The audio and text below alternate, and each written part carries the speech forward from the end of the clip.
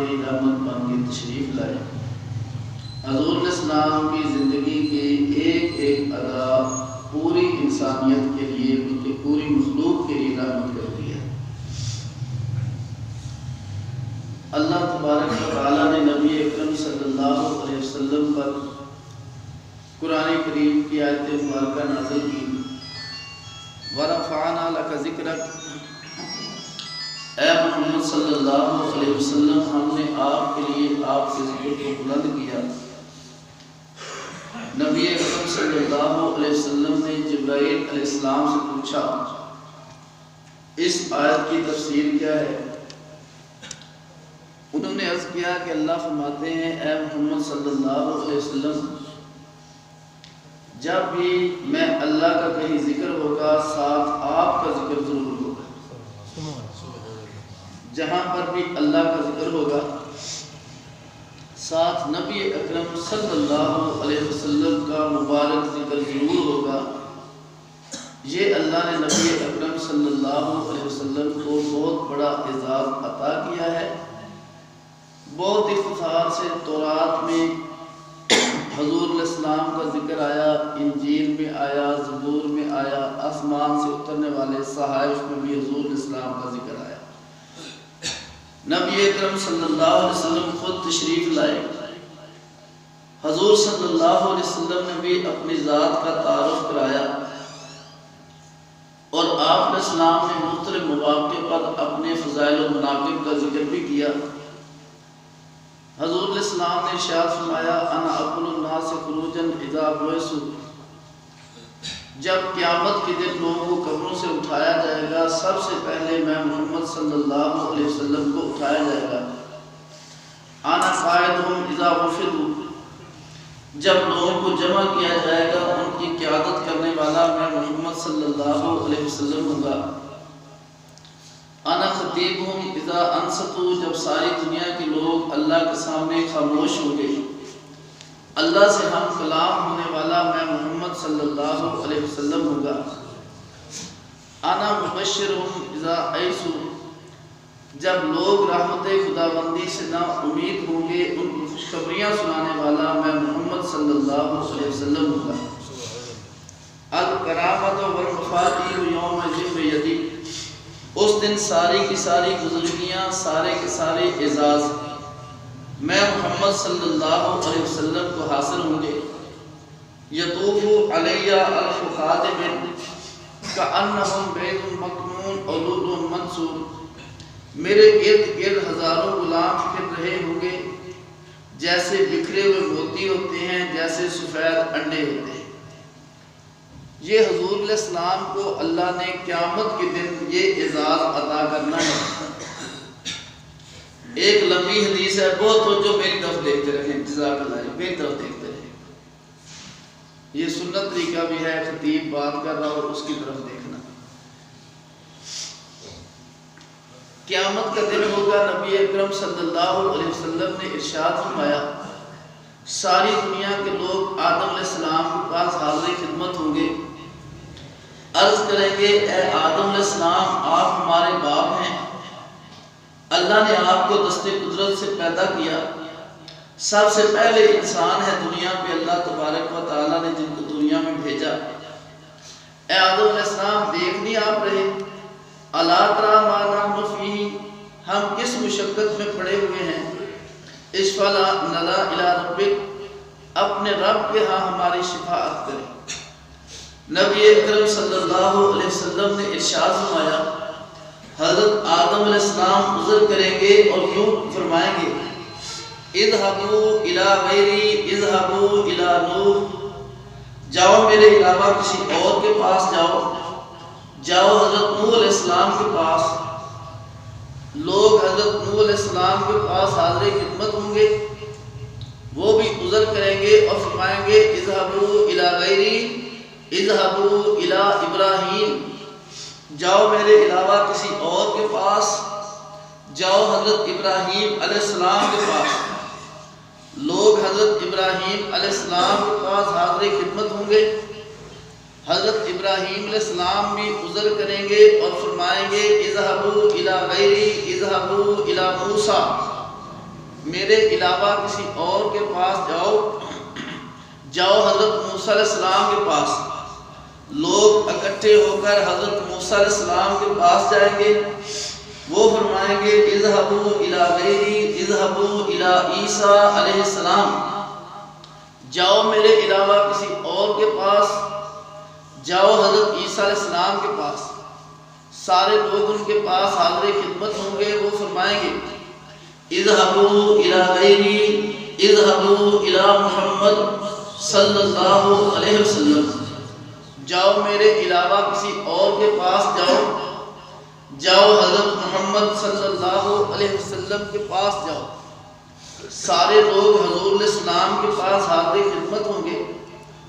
آپ علیہ السلام نے فرمایا فَأَقْعُ سَاجِدًا لِرَبِّي، میں اپنے رب کے سامنے سجدہ میں چلا جاؤں گا۔ اللہ میرے دل میں کچھ حمد کے کلمات ڈالیں گے، میں ان کلمات کے ذریعے اپنے رب کی حمد و ثنا بیان کروں گا۔ اللہ مجھے فرمائیں گے یا محمد صلی اللہ علیہ وسلم ارفع راسک، اپنا سر مبارک اٹھاؤ، سل تو کا آپ مانگے آپ کو عطا کیا جائے گا، اشفا تشفا آپ شفاعت کریں آپ کی شفاعت کو قبول کیا جائے گا۔ نبی اکرم صلی اللہ علیہ وسلم نے ارشاد فرمایا میں شفاعت کروں گا، اللہ میری شفاعت کو قبول کریں گے، اور اللہ حکم کریں گے ادخل من امتک من لا حساب علیہم من الباب الایمن، اے محمد صلی اللہ علیہ وسلم اپنی امت کے وہ لوگ جن پہ کوئی حساب کتاب نہیں، جنت کے دائیں دروازے سے جنت میں داخل کرا دو۔ حضور علیہ السلام ان آدمیوں کی شفاعت کر کے ان کو جنت میں داخل کرائیں گے، شفاعت ہوتی رہے گی، لوگ جنت میں جاتے رہیں گے۔ دو باتیں میں نے بڑی اہم عرض کرنی ہیں۔ نمبر ایک، کوئی بندہ ساری زندگی نیک عمل کر لے، لیکن اگر حضور علیہ السلام کا ادب و احترام نہیں ہے تو وہ راکھ ہے، اس کا کوئی عمل بھی قبول نہیں ہے نا، اس بندے کا کوئی عمل بھی قبول، اگر ساری زندگی بھی نیک عمل کر لے حضور کا ادب نہیں ہے تو اس آدمی کی ساری زندگی کی نیکیاں راکھ ہیں، اس کا کوئی عمل قبول نہیں ہے۔ اور ایک بندہ عقیدہ نظریہ حضور کا ادب کرتا ہے لیکن عمل نہیں کرتا، وہ بندہ بھی کامیاب نہیں۔ دونوں چیزیں ضروری ہیں، لیکن پہلی زیادہ ضروری ہے، دوسری اس درجے کی نہیں، لیکن ضروری دوسری بھی ہے، دوسری میں بھی ہمیں آزاد نہیں چھوڑا گیا۔ لیکن جو چیز حضور کا ادب ہے، ادب کسے کہتے ہیں؟ حضور علیہ السلام کے بارے میں ہمارے عقیدے اور نظریے کا ٹھیک ہونا ضروری ہے۔ اگر حضور علیہ السلام کے نبوت کے بارے میں بندے کا عقیدہ ہی ٹھیک نہیں، نظریہ ٹھیک نہیں، تو بندے کا کوئی عمل بھی قبول نہیں۔ میں صرف سیرت کے حوالے سے عرض کر رہا ہوں حضور کا، ورنہ اور عقائد بھی ہیں۔ حضور علیہ السلام کے بارے میں عقیدے اور نظریے کا ٹھیک ہونا ضروری ہے، ایک بات۔ نمبر دو، حضور علیہ السلام کی اتباع کا صحیح ہونا ضروری ہے۔ یہ دو چیزیں ہیں تو عمل بندہ کامیاب ہے، اگر دو چیزیں نہیں ہیں وہ بندہ کامیاب نہیں ہے۔ بہت توجہ، نبی اکرم صلی اللہ علیہ وسلم کے بارے میں جو نظریات جن کا ٹھیک ہونا ضروری ہے، ان نظریات میں سے سب سے پہلا نظریہ نبوت کے بارے میں، جس میں دنیا کا کوئی ایک مسلک بھی انکار کرنے والا نہیں، اختلاف کرنے والا نہیں ہے۔ پہلا نظریہ اور عقیدہ یہ ہے، سب کا اس بات پہ اتفاق ہے کہ نبی انسان ہوتے ہیں۔ آج تک پروردگار نے کسی جن کو بھی نبوت عطا نہیں کی، آج تک پروردگار نے کسی فرشتے کو بھی نبوت عطا نہیں کی۔ آج تک رب نے جس کو بھی نبوت عطا کی ہے وہ انسان تھے، اولاد آدم سے تھے۔ کسی جن کو بھی یہ اعزاز حاصل نہیں ہوا کہ اللہ اسے نبوت عطا کر دے، کسی فرشتے کو بھی یہ اعزاز حاصل نہیں ہوا کہ اللہ اسے نبوت عطا کرے۔ نبوت فقط اللہ نے انسان کو عطا کی ہے، اور دو چیزیں اس پہ بھی بڑی اہم ہیں۔ ایک تو 3 قسم کی مخلوقیں تھیں جن کو اللہ نے شعور عطا کیا تھا، ایک جن ہے، فرشتے ہیں اور انسان ہیں۔ جو جن ہیں فرشتے اور انسان تین مخلوقیں، ان تین مخلوقوں میں سے جو افضل ترین مخلوق ہے نا وہ انسان کی ہے۔ نہ جنات کو افضل قرار دیا گیا ہے، نہ ہی فرشتوں کو افضل قرار دیا گیا ہے، افضل ترین مخلوق انسان ہے۔ وَلَقَدْ كَرَّمْنَا بَنِي آدم، ہم نے بنی آدم کو بڑا مکرم بنایا ہے۔ لَقَدْ خَلَقْنَا الْإِنسَانَ فِي أَحْسَنِ تَقْوِيمٍ، ہم نے انسان کو بڑے خوبصورت سانچے میں ڈھالا ہے۔ تو ان تین مخلوقوں میں سے افضل ترین مخلوق انسانوں کی ہے۔ اس لیے علماء کا اتفاق ہے جو رسول فرشتے ہیں ان سے انسان رسول افضل ہیں، جو رسول فرشتے ہیں ان سے وہ رسول، نبی کی بات نہیں عرض کرا، رسول کی بات عرض کر رہا ہوں، کہ ان سے جو انسان رسول ہیں وہ افضل ہیں۔ ان تین مخلوقوں میں سے انسانیت کو یہ شرف حاصل ہے کہ رب نے آج تک نہ کسی جن کو نبوت عطا کی ہے اور نہ ہی کسی فرشتے کو نبوت عطا کی ہے۔ نبوت اللہ نے جب بھی دی ہے فقط انسان کو عطا کی ہے، انسان کے علاوہ کسی اور مخلوق کو نبوت عطا نہیں کی۔ اس پہ دو باتیں اور بھی سن لیں۔ قرآن کریم نے کہا وَالتِّينِ وَالزَّيْتُونِ وَطُورِ سِينِينَ وَهَٰذَا الْبَلَدِ الْأَمِينِ لَقَدْ خَلَقْنَا الْإِنسَانَ فِي أَحْسَنِ تَقْوِيمٍ، تین اور زیتون کی قسم، طور سینا کی قسم، اس شہر مکہ کی قسم، ہم نے انسان کو بڑے خوبصورت سانچے میں ڈھالا ہے۔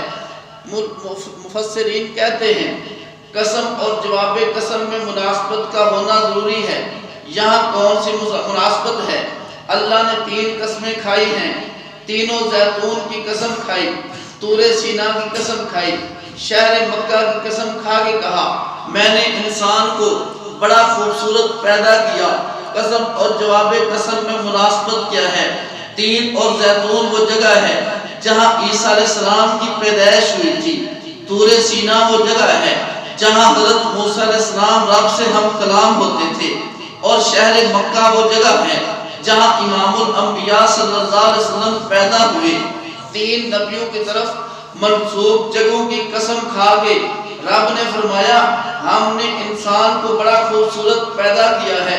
اگر تم نے انسانیت کی خوبصورتی کو دیکھنا ہے میرے تین نبیوں کو دیکھ لو، میرے عیسیٰ بن مریم کو دیکھو، میرے موسیٰ علیہ السلام کو دیکھو، میرے محمد رسول اللہ صلی اللہ علیہ وسلم کو دیکھو۔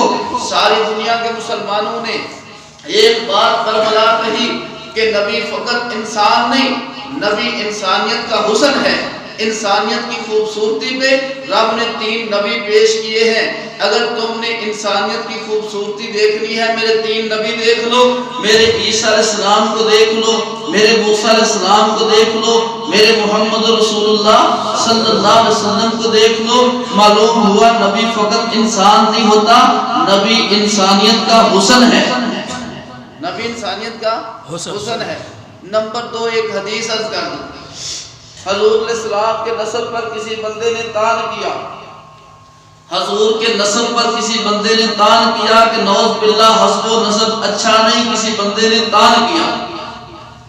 حضور علیہ السلام منبر پہ تشریف فرما ہوئے، آپ علیہ السلام نے ارشاد فرمایا اے صحابہ یہ بتاؤ میں کون ہوں؟ صحابہ نے عرض کیا انت رسول اللہ، آپ اللہ کے رسول ہیں صلی اللہ علیہ وسلم۔ بہت بڑا مقام، اس سے بڑا کوئی مقام نہیں ہے۔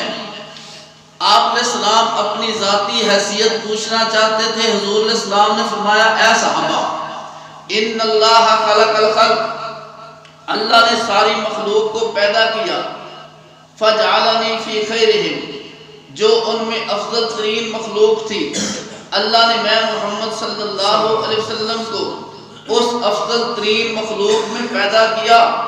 کون سی افضل ترین مخلوق جی؟ انسان۔ اللہ نے ان اللہ خلق الخلق، اللہ نے مخلوق کو پیدا کیا، فجعلنی فی خیرہم، جو افضل ترین مخلوق تھی، رب نے میں محمد صلی اللہ علیہ وسلم کو اس افضل ترین مخلوق میں پیدا کیا۔ ثم جعلہم فرقتین، پھر اس افضل مخلوق انسانوں کے رب نے دو گروہ بنائے۔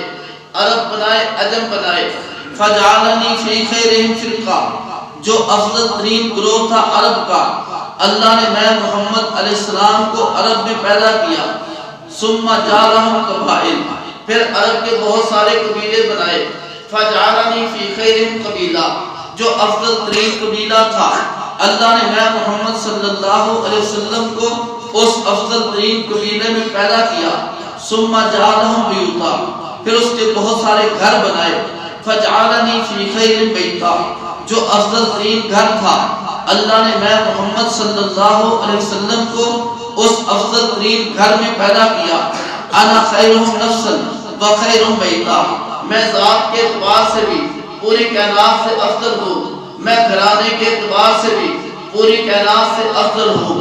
مصطفیٰ علیہ السلام فرماتے ہیں رب نے مجھے اعلیٰ ترین مخلوق میں پیدا کیا، عرب و عجم بنے، عرب میں پیدا کیا، قبائل بنے، اعلیٰ قبیلے میں پیدا کیا، ان میں گھر بنے، مجھے اعلیٰ ترین گھر میں پیدا کیا۔ اس لیے میں نے عرض کیا تھا نبی انسان ہوتا ہے، جن بھی نہیں ہوتا، فرشتہ بھی نہیں ہوتا، نبی فقط انسان ہوتا ہے۔ بہت توجہ۔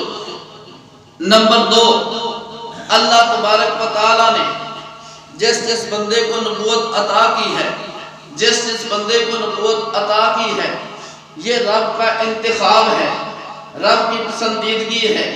ساری دنیا کے لوگ بھی مل کر اس کا مقام حاصل نہیں کر سکتے۔ بہت توجہ۔ ساری دنیا کے لوگ مل کر نبی کا مقام حاصل نہیں کر سکتے، ساری دنیا کے انسان مل کر نبی کے مقام کو حاصل نہیں کر سکتے۔ نبی سارے انسانوں میں سے افضل اور اعلیٰ ہوتے ہیں، کیونکہ قرآن نے کہا ہم نے ان کو چن لیا، قرآن نے کہا ہم نے ان کو ہدایت دے دی، قرآن نے کہا ہم نے ان کو اپنے لیے خاص کر دیا، قرآن کریم نے ان کے انتخاب کا ذکر کیا۔ جن کو اللہ تبارک و تعالیٰ چن لے، ساری دنیا کے لوگ مل کر بھی ان کا مقام حاصل نہیں کر سکتے۔ 2 باتیں ہو گئی جی۔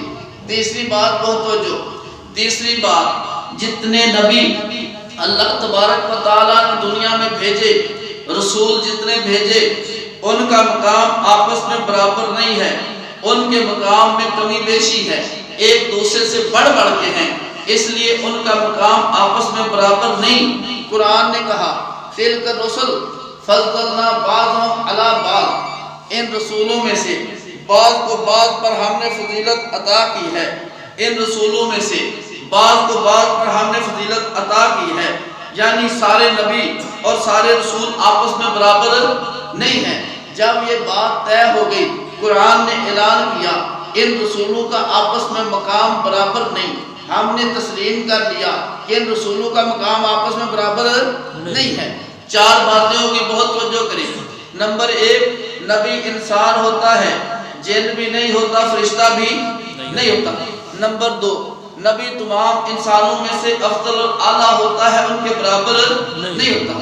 تیسری بات، رسولوں کا آپس میں مقام برابر نہیں ہے۔ چوتھی بات، آپ توجہ فرمائیں، میرے اور آپ کے نبی صلی اللہ علیہ وسلم تمام رسولوں سے بھی افضل ہیں، تمام انبیاء سے بھی افضل ہیں۔ اس پہ 2 باتیں عرض کر دوں۔ قرآن نے کہا وَمَا أَرْسَلْنَاكَ إِلَّا رَحْمَةً لِلْعَالَمِينَ، ہم نے تمام جہانوں کے لیے آپ کو رحمت بنا کر بھیجا۔ قرآن نے کہا وَرَفَعْنَا لَكَ ذِكْرَكَ، ہم نے آپ کے لیے آپ کے ذکر کو بلند کیا۔ قرآن کریم نے بہت ساری جگہوں پر نبی اکرم صلی اللہ علیہ وسلم کا تمام سے افضل اور اعلیٰ ہونا بیان کیا۔ قرآن نے یہ بھی بیان کیا اللہ نے تمام رسولوں سے یہ میثاق لیا تھا کہ جب میرے آخری نبی حضرت محمد صلی اللہ علیہ وسلم آ جائیں، تم نے ان پہ ضرور ایمان بھی لانا ہے، تم نے ان کا ساتھ بھی دینا ہے۔ تمام انبیاء کے لیے ضروری تھا کہ جب حضور کا دور پائیں، حضور پہ ایمان بھی لائیں، حضور کا ساتھ بھی دیں۔ جس پہ ایمان لانا ضروری ہوتا ہے وہ ان سے افضل اور اعلیٰ ہی ہوتا ہے۔ تو قرآن کریم نے اعلان کیا مصطفیٰ علیہ السلام کے تمام رسولوں سے افضل اور اعلیٰ ہونے کا۔ حضور علیہ السلام نے خود ارشاد فرمایا انا خیر نسل و خیر بیتا، میں ذات کے اعتبار سے بھی ساری کائنات سے افضل ہوں، میں گھرانے کے اعتبار سے بھی ساری کائنات سے افضل ہوں۔ حضور علیہ السلام نے فرمایا رب نے مجھے اولین آخرین میں سے سب سے زیادہ اپنے ہاں مکرم بنایا ہے، بطور فخر نہیں کہتا۔ رب نے یہ اعزاز میں محمد صلی اللہ علیہ وسلم کو عطا کیا ہے۔ میرے آپ کے نبی سب سے افضل اور سب سے اعلیٰ ہے، سب سے افضل اور سب سے اعلیٰ ہیں۔ چار باتیں ہوگی، بہت توجہ رکھیں، چار باتیں ہوگی۔ نبی انسان ہوتا ہے، جن بھی نہیں ہوتا، فرشتہ بھی نہیں ہوتا۔ نمبر 2، نبی تمام انسانوں سے افضل اور اعلیٰ ہوتا ہے۔ تیسری بات، نبیوں کا مقام آپس میں برابر نہیں ہے۔ چوتھی بات، میرے اور آپ کے نبی تمام نبیوں میں سے افضل اور اعلیٰ ہیں۔ پانچویں بات، بہت توجہ، نبی اکرم صلی اللہ علیہ وسلم کے ساتھ ہمارے دو رشتے ہیں۔ حضرت موسیٰ علیہ السلام کو جو مسلمان نبی نہ مانے وہ مسلمان نہیں۔ حضرت عیسیٰ علیہ السلام کی نبوت کو ماننا بھی ضروری، حضرت ابراہیم علیہ السلام کی نبوت کو ماننا ضروری، حضرت آدم علیہ السلام کی نبوت کو ماننا ضروری، حضرت موسیٰ علیہ السلام کی تمام انبیاء کی نبوت کو ماننا ضروری ہے۔ کسی ایک نبی کا بھی انکار کرے گا وہ بندہ مسلمان نہیں رہے گا۔ اس لیے آج کی دنیا میں جو عیسائی ہیں وہ عیسائی نہیں، کیونکہ جب تک مصطفیٰ کا کلمہ نہ پڑھے عیسیٰ علیہ السلام کو ماننے کا فائدہ ہی نہیں ہے۔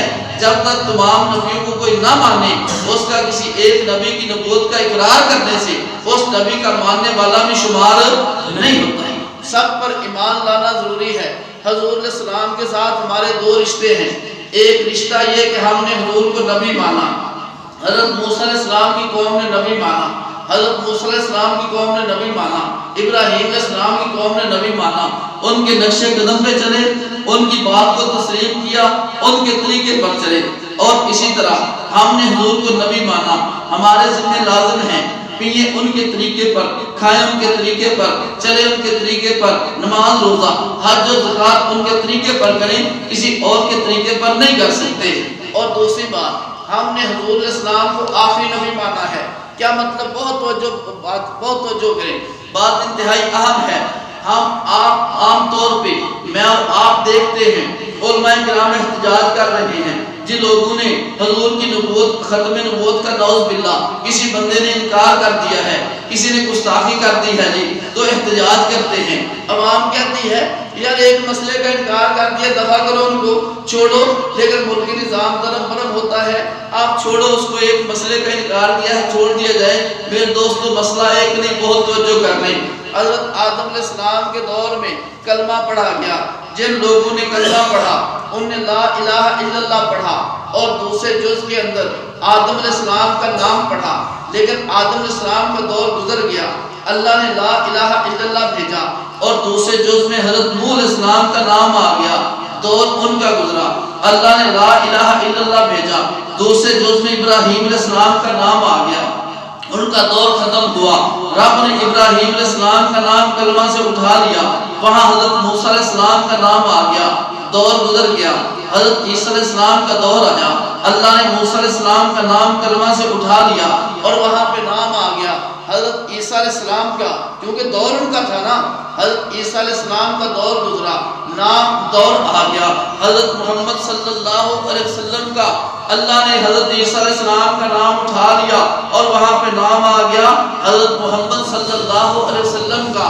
جو بندہ کہے مصطفیٰ کے بعد اور نبی آئے گا، اس کا دعویٰ کیا ہے کہ یہ کلمہ باقی نہیں رہے گا۔ کیوں؟ جب کوئی نبی آتا ہے تو کلمے میں نام بھی اسی کا آتا ہے، نام بدل جاتا ہے، وہ نام پہلا باقی نہیں رہتا۔ وہ کہتا ہے نعوذ باللہ، اس نے اس بات کا اعلان کیا ہے کہ یہ کلمہ باقی نہیں رہے گا، جب اور نبی آئے گا کلمہ بدل جائے گا، اور نبی آئے گا اللہم صلی علی محمد نہیں رہے گا، جہاں پہ اس کا نام آ جائے گا قرآن کریم میں ما محمد الا رسول کی جگہ اس کا نام آ جائے گا۔ میرے مصطفیٰ کے طریقے پہ نماز پڑھی جاتی ہے، یہ چھوڑ کر اس کے طریقے پر پڑھی جائے گی۔ مصطفیٰ کے طریقے پہ روزہ رکھا جاتا ہے، روزہ چھوڑ کر اس نبی کے طریقے پہ روزہ رکھا جائے گا۔ حج مصطفیٰ کے طریقے پہ ہے، جب اور نبی آئے گا اس کے طریقے پر کیا جائے گا۔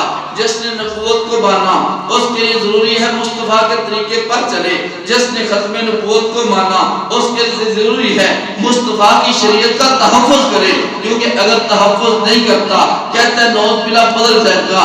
شریعت کا اترنا ابو جہل نے نہیں مانا، ابو لہب نے نہیں مانا، جب نہیں مانا مسلمان نہیں ہوئے، کافر رہے، اسلام سے تعلق نہیں تھا۔ جو مصطفیٰ پہ شریعت کے اترنے کو نہ مانے وہ مسلمان نہیں ہے، اور جو کہے قیامت تک نہیں راستے میں بدل جائے گی وہ بھی مسلمان نہیں۔ میرے مصطفیٰ کا کلمہ قیامت تک رہے گا کہ نہیں رہے گا؟ درود قیامت تک رہے گا۔ میرے مصطفیٰ کی نماز بھی قیامت تک رہے گی، حج بھی قیامت تک رہے گا، زکوٰۃ بھی قیامت تک رہے گی، قرآن بھی قیامت تک رہے گا۔ میرے مصطفیٰ کی زندگی کی ایک ایک ادا قیامت تک رہے گی۔ اور جو کہتا ہے مصطفیٰ کے بعد اور نبی آئے گا وہ کہتا ہے کوئی ادا بھی باقی نہیں رہے گی، ہر ادا دوسرے کے طریقے پہ چلی جائے گی۔ نبوت کا اقرار بھی لازم اور ختم نبوت کا بھی اسی طرح اقرار لازم ہے۔ جو نبوت کو مان کے ختم نبوت کا انکار کرتا ہے وہ مکمل شریعت کا انکار کرتا ہے۔ ایک جز کے انکار کرنے سے بندہ کافر ہو جاتا ہے۔ جو پوری شریعت کا قرآن سمیت انکار کرے اسے بھی دنیا کا کوئی مسلمان تسلیم نہیں کر سکتا۔ اسلام کو اسلام کہنا ضروری ہے، کفر کو کفر کہنا ضروری ہے۔ بات سمجھ آئی؟ ختم نبوت کیوں ضروری ہے؟ ختم نبوت ہے تو ہمارا کلمہ ہے، ختم نبوت ہے تو نماز ہے، ختم نبوت ہے تو روزہ ہے، ختم نبوت ہے تو حج ہے، ختم نبوت ہے تو زکوٰۃ ہے، ختم نبوت ہے تو حضور والا اخلاق ہے، حضور والی سیرت و صورت ہے۔ اگر ختم نبوت نہیں تو یہ ان میں سے کوئی چیز بھی نہیں۔ جب اس کا انکار کرے گا مسلمان نہیں رہے گا۔ حضور علیہ السلام نے فرمایا انا من علی اسماء، میرے بہت سارے نام ہیں۔ انا محمد، میرا ایک نام محمد ہے۔ انا احمد، میرا ایک نام احمد ہے صلی اللہ علیہ وسلم۔ انا الماہی، میرا ایک نام ماہی ہے۔ الذی یمحو اللہ بالکفر، اللہ میرے ذریعے کفر کو مٹا دے گا۔ انا الحاشر، میرا ایک نام حاشر ہے۔ الذی یحشر الناس علی قدمیہ، لوگوں کو میرے قدموں پر جمع کیا جائے گا۔ انا العاقب، میرا ایک نام عاقب ہے۔ الذی لیس بعدہ نبی، عاقب اسے کہتے ہیں جس کے بعد کوئی نبی نہ ہو۔ میں محمد کے بعد بھی کوئی اور نبی نہیں ہے۔ نبی اکرم صلی اللہ علیہ وسلم کی ختم نبوت کو ماننا ایسے ضروری ہے جیسے حضور کی نبوت کو ماننا ضروری ہے۔ نبوت کو ماننا بھی ضروری، ختم نبوت کو ماننا بھی ضروری۔ مسلمان وہی ہوگا جو دونوں کو مانے گا۔ جیسے شریعت کے اترنے کا انکار کرنے والا مسلمان نہیں ہے، حضور کے بعد اور نبی کے نئی نبوت ملنے کا قائل بھی مسلمان نہیں ہے۔ حضور آخری نبی ہے، آپ نے اسلام کے بعد کسی اور کو نبوت نہیں ملے گی۔ میں نے 5 باتیں غالباً عرض کر دی ہیں۔ نمبر 1، نبی انسان ہوتا ہے۔ نمبر 2، نبی تمام انسانوں سے افضل ہوتا ہے۔ نمبر 3، انبیاء کا آپس میں درجہ برابر نہیں ہے۔ چوتھی بات، میرے اور آپ کے نبی سب سے افضل اور اعلیٰ ہیں۔ اور 5ویں بات، میرے اور آپ کے نبی آخری نبی ہیں، آپ علیہ السلام کے بعد کسی نبی نے نہیں ہونا۔ نبوت کو ماننا بھی ایمان ہے، اور ایسے ہی ختم نبوت کا ایمان رکھنا ہی ایمان ہے۔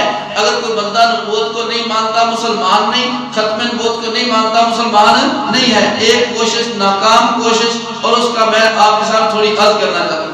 بعض نام نہاد ایسے لوگ جنہوں نے کہا، جن کو سکالر کے نام سے ہمارا میڈیا متعارف کراتا ہے، آج کل انہوں نے ایک سازش شروع کی ہے کہ یہودی بھی جنت میں جائے گا، عیسائی بھی جنت میں جائے گا، مسلمان بھی جنت میں جائے گا۔ اسلام میں تعصب ہے کہ فقط مسلمان جائے گا اور کوئی جنت میں نہیں جا سکتا۔ اس پہ بڑا کام ہو رہا ہے کہ ان کو بھی جلدی تسلیم کیا جائے، تاکہ کوئی بندہ اسلام جنت میں جانے کے لیے مسلمان ہونا ضروری نہ سمجھے۔ یہ ساری سازشیں ہیں۔ قرآن نے کہہ دیا اللہ کے ہاں اسلام کے علاوہ اور کوئی مذہب کوئی دین قبول نہیں ہے۔ اگر مسلمان ہے تو جنت میں جائے گا، مسلمان نہیں جنت میں نہیں جائے گا۔ ہاں، حضور علیہ السلام کے دور سے پہلے جس نبی کا دور تھا، اس نبی نے جس نبی کا کلمہ پڑھا، ان کے طریقے پہ چلے، وہ ضرور جنت میں جائے گا۔ لیکن جب دور ختم ہو گیا اب وہ جنت میں نہیں جائیں گے۔ بہت توجہ، ایک دور تھا 2 روپے کا نوٹ چلتا تھا۔ اگر آج 2 روپے کا نوٹ آپ مارکیٹ میں لے کے جائیں، آپ کہیں 4 آنے کی چیز دے دو، کوئی بندہ بھی آپ کو دینے کو تیار نہیں۔ اس کا پہلے دور تھا، آج اس کا دور نہیں ہے۔ اگر اسی طرح آپ 5 روپے کا نوٹ ایک چلتا تھا، اب نہیں چلتا، وہ بازار لے کے جائیں، آپ کو 1 روپے کی چیز بھی نہیں ملے گی۔ 1000 روپے کا نوٹ تھا، وہ منسوخ ہوا، آپ اس نوٹ کو لے کے بازار جائیں، آپ کے قابل قبول نہیں۔ حکومت کی مہر موجود ہے، حکومت کا سلسلہ موجود ہے، حکومت کے ریکارڈ میں موجود ہے، حکومت نے اس کو جاری بھی کیا تھا، لیکن آج قابل قبول نہیں، کیونکہ اس کا دور نہیں ہے۔ جب اس کا دور بھی اب نہیں چلے گا، حضرت عیسیٰ علیہ السلام کے طریقے پر چلنا جنت میں جانے کا ذریعہ تھا، لیکن اس کا ایک دور تھا۔ حضرت ابراہیم علیہ السلام کے طریقے پر چلنا جنت میں جانے کا ذریعہ تھا، اس کا ایک دور تھا۔ حضرت موسیٰ علیہ السلام کے طریقے پر چلنا جنت میں جانے کا ذریعہ تھا، ایک دور تھا۔ حضور صلی اللہ علیہ وسلم نے ارشاد فرمایا، لو کان موسیٰ حیا وادرک نبوتی لاتبعنی، اگر آج دنیا میں موسیٰ علیہ السلام ہوتے، میں محمد علیہ السلام کو دور کو پا لیتے، وہ بھی میں محمد علیہ السلام کی اتباع کرتے۔ حضرت عیسیٰ بن مریم اس امت کے آخر میں آئیں گے، وہ بھی نبی اکرم صلی اللہ علیہ وسلم کے طریقے پر چلیں گے، کسی اور کے طریقے پر نہیں چلیں گے۔ آخری گزارش بہت توجہ فرمائیں، باتیں بہت ساری ہیں، اختصار سے تھوڑی سی عرض کر رہا ہوں، بہت توجہ کریں۔ ہم نے سنت رسول کو اختیار کرنا ہے۔ سنت کسے کہتے ہیں؟ بہت توجہ، 3 باتیں ذہن میں رکھیں۔ جس کام کو حضور نے کیا ہے وہ سنت ہے، جس کام کو حضور نے کیا ہے وہ سنت ہے، جس کو حضور نے نہیں کیا اس کا نہ کرنا سنت ہے، جس کو حضور نے نہیں کیا اس کا نہ کرنا سنت ہے، جس کو حضور نے چھوڑ دیا اس کا چھوڑ دینا سنت ہے۔ جس کام کو حضور نے نہیں کیا اس کا نہ کرنا سنت، جس کو حضور علیہ السلام نے چھوڑ دیا اس کا چھوڑ دینا سنت، جس کو حضور علیہ السلام نے کیا اس کا کرنا سنت۔ یہ 3 باتیں سامنے رکھ لیں، آپ بھی کبھی زندگی میں گمراہ نہیں ہوگا۔ ایک بندہ کہتا ہے جی حرج کیا ہے؟ حرج یہ ہے کہ مصطفیٰ نے نہیں کیا، اس کا نہ کرنا سنت ہے۔ ایک صحابی چھینک آتی ہے ایک بندے کو، صحابی پاس کھڑے ہیں، چھینک کہنے والا بھی اللہ کے نبی سے محبت کرنے والا ہے، سننے والا بھی مصطفیٰ سے محبت کرنے والا ہے۔ چھینک والا 2 جملے کہتا ہے الحمدللہ، ساری تعریفیں اللہ کے لیے ہیں، ساتھ ایک اور جملہ کہتا ہے والسلام علی رسول اللہ، اور سلام ہو اللہ کے رسول صلی اللہ علیہ وسلم پر۔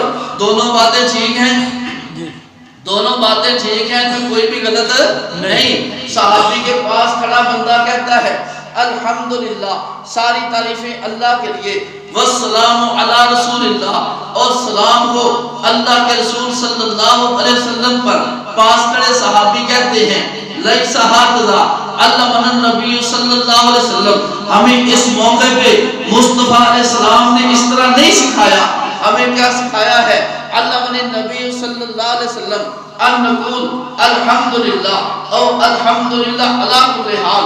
ہمیں حضور نے یوں سکھایا، جب تمہیں چھینک آئے 2 میں سے ایک بات کہو، یا تو الحمدللہ کہہ لو یا الحمدللہ علی کل حال کہہ لو۔ ہمیں اس موقع پر حضور نے والسلام علی رسول اللہ سکھایا نہیں ہے، ہم نے اس موقع پر اس کو کہنا نہیں ہے۔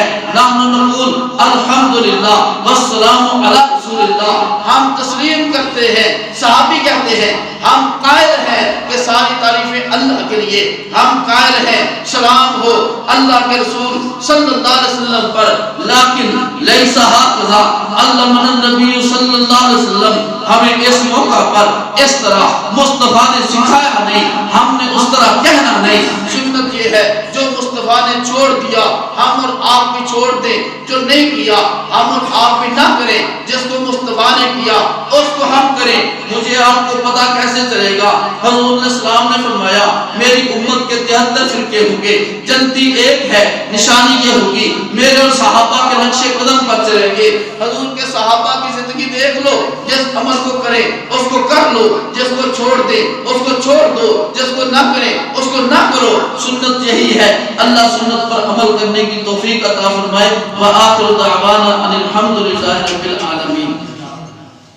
ایک دوست پچھلے دن وفات پا گئے، شیخ ظفر اقبال مرحوم، اللہ تبارک و تعالیٰ ان کی مغفرت فرمائے۔